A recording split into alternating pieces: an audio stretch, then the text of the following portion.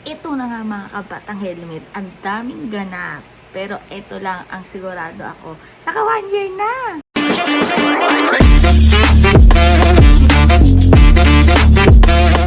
So, June 30 nung nanumpa si Mayor Leni Robredo as mayor, as elected mayor ng Naga City. Last year yon. So, ngayon, ka 1 year na niya as mayor. Pero grabe mga kabatang helmet. Kahit hindi pa nakakaabot ng 1 year noon si Mayor Leni Robredo, kahit hindi pa nga siya umuupo as mayor, talagang may mga meetings na, may mga nagaganap ng mga seminars, benchmarking na nung pag-upo niya as mayor ng Naga, in-implement niya lahat yan. Diba?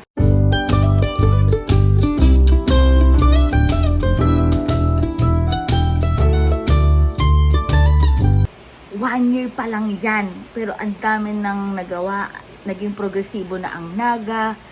Grabe talaga. What if buong Pilipinas, no, hindi pa nauupo si Mayor Leni as president? Pero super talagang looking forward ka na once na siya na talaga yung umupo or siya na yung presidente ng Pilipinas. Ay, ang dami talaga ma-achieve. Parang kulang na kulang ang kulang na kulang ang 6 years. Pero may timeline nga si Mayor Leni Robredo, gaya ng naganap sa Naga, meron siyang timeline na from 2025 up until 2028.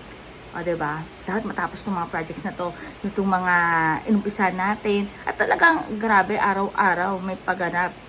Araw-araw talaga may development. Di ba? Yun yung tatrabaho talaga. Hindi lang to for camera, hindi lang to for video, hindi lang to mga palaps.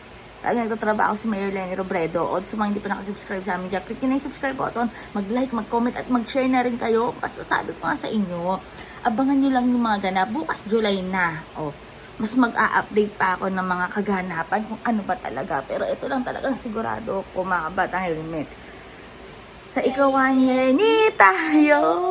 Sa ikaw-1 year ni Mayor Leni Robredo as mayor ng Naga, ang dami nang naganap, ang dami nang nagawa, at ang dami talagang mga tinatapos pang mga trabaho, tinatapos na programa, tinatapos na proyekto. O what if sa 2028, buong Pilipinas na yan. O, kay Leni tayo!